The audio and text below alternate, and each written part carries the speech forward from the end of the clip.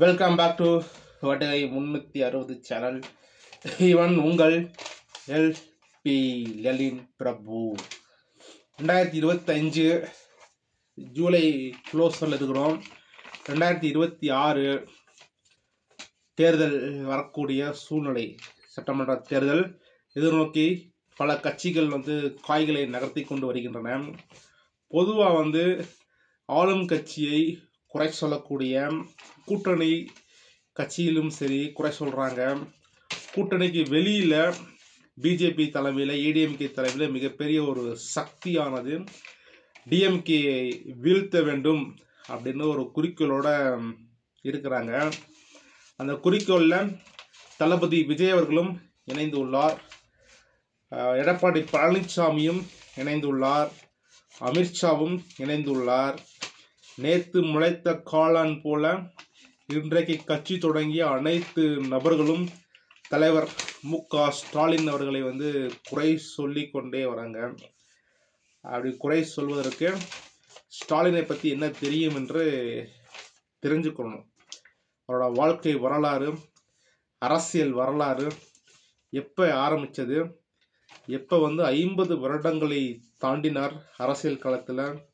2021 முதல் முறையாக முதலமைச்சர் அரியணை ஏறியவர் மு.க. ஸ்டாலின் அவர்களின் கால வரிசை, அதாவது அரசியலோட வரலாறு, அதை பற்றி இந்த வீடியோவில் பார்க்க போகிறோம். எஸ், 1966 முதலில் டிஎம்கே இளைஞர் குழு ஆனது அமைக்கப்படுறாங்க. மு.க. ஸ்டாலின் தலைமையில் துவக்கிறாரு. 1968 முதலில் மேடையில் தன்னுடைய பேச்சை எடுத்து உரைக்கின்றார். அதுக்கப்புறம் மாவட்ட பிரதிநிதி, வட்ட பிரதிநிதின்னு பல கட்சியின் பொறுப்புகளை வகித்தவர் தான் நம் தலைவர் மு.க. ஸ்டாலின் அவர்கள். 1974 டிஎம்கே பொதுக்குழு உறுப்பினராக தேர்ந்தெடுக்கப்பட்டார். 1976 எல்லாமே தெரியும். இந்தியா ஃபுல்லாக ஒரு இருண்ட சூழ்நிலை அப்படின்னு நிலவப்பட்டது. அவசர நிலை பிரகடனம் செய்யப்பட்டது இந்திரா காந்தி அம்மையாரால். 1976 மிசா சட்டத்தால் ஸ்டாலின் அவர்கள் கைது செய்யப்பட்டு சிறையில் அடைக்கப்படுறாப்புல. 1983 டிஎம்கே இளைஞரணி செயலராக தேர்ந்தெடுக்கப்படுகின்றார்.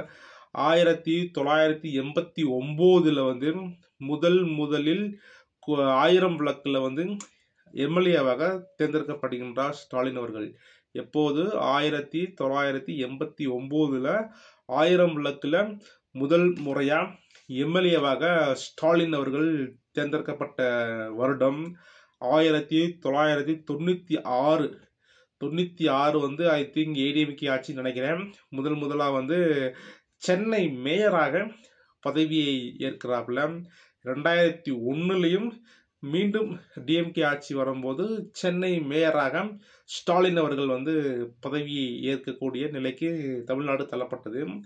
2003 டிஎம்கேவோட துணை பொது செயலாளர் பதவியை பெற்றாப்புல. 2006 உள்ளாட்சி துறை அமைச்சராகவும் விளங்கியவர். 2008 டிஎம்கேவோட பொருளாளர் பதவியை அவருக்கு வழங்கி மகுடம் சூட்டினார்.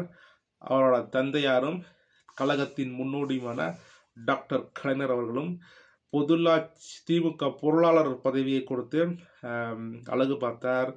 2009 தான் முதலில் தமிழ்நாட்டில் துணை முதலமைச்சர் பதவியானது ஸ்டாலினுக்கு வழங்கப்பட்டது. 2011 2016 இந்த 10 வருடங்கள் கிட்டத்தட்ட கொளத்தூரில் எம்எல்ஏவாக தேர்ந்தெடுக்கப்பட்டார். ஆல்மோஸ்ட் 1966 2016 வரைக்கும் தன் வாழ்க்கை முழுவதையும் அரசியல் களத்தில் கழித்த ஒரு மகத்தான ஒரு தலைவர் தான் நம் தலைவர் மு.க. ஸ்டாலின் அவர்கள். கிட்டத்தட்ட 50 வருட கால அரசியலை 2016 கழித்துள்ளார். 2017 டிஎம்கேவோட செயல் தலைவராக தேர்ந்தெடுக்கப்பட்டார்.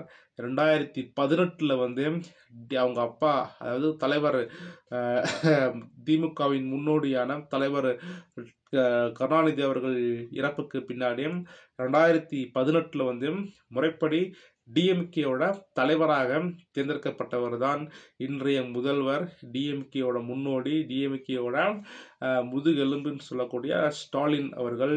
2021 நடைபெற்ற சட்டமன்ற தேர்தலில் வந்து மிக அறுதி பெரும்பான்மை வாக்குகளை பெற்று டிஎம்கே ஆனது தன் ஆட்சியை நடத்தி கொண்டு வருகின்றது.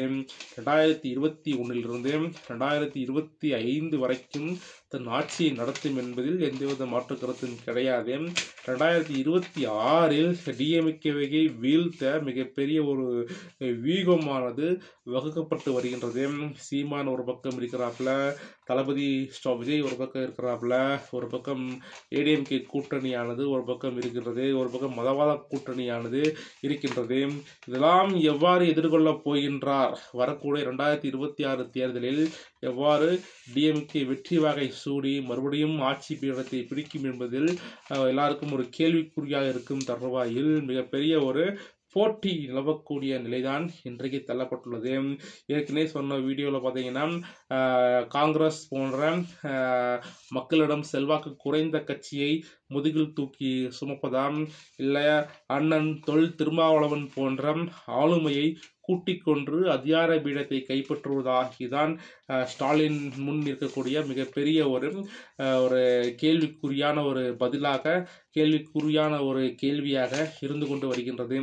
இது எப்படியோ 2026 தேர்தல் களத்தில் வந்து ஸ்டாலினோட பங்கு மிகப்பெரிய ஒரு மாற்றத்தை ஏற்படுத்தும். இன்னைக்கு அவர் நோய்வாய்ப்பட்டு அப்போலோ ஆஸ்பத்திரியில் அனுமதிக்கக்கூடிய நிலையில் வந்து தன் இக்கட்டான சூழ்நிலையும் தமிழ்நாட்டு மக்களுக்காண்டி அயராது உழைத்து பாடுபட்டு வரக்கூடிய நம் கழகத்தின் தலைவர் தான் மு.க. ஸ்டாலின் அவர்கள். அவர் உடல் நலன் பெற்று வர நம் வருகை 360 சேனல் சார்பாக அவரை இறைவனை பிரார்த்தித்து அவர் உடல் நலம் பெற வேண்டுகின்றோம். மீண்டும் இது போன்ற உன்னதமான ஒரு வீடியோவில் உங்களிடம் வந்து விடைபெறுவது உங்களின் நான் வருகை 360 சேனல். பாய் பாய், டேக் கேர், ஜெய் பீம்.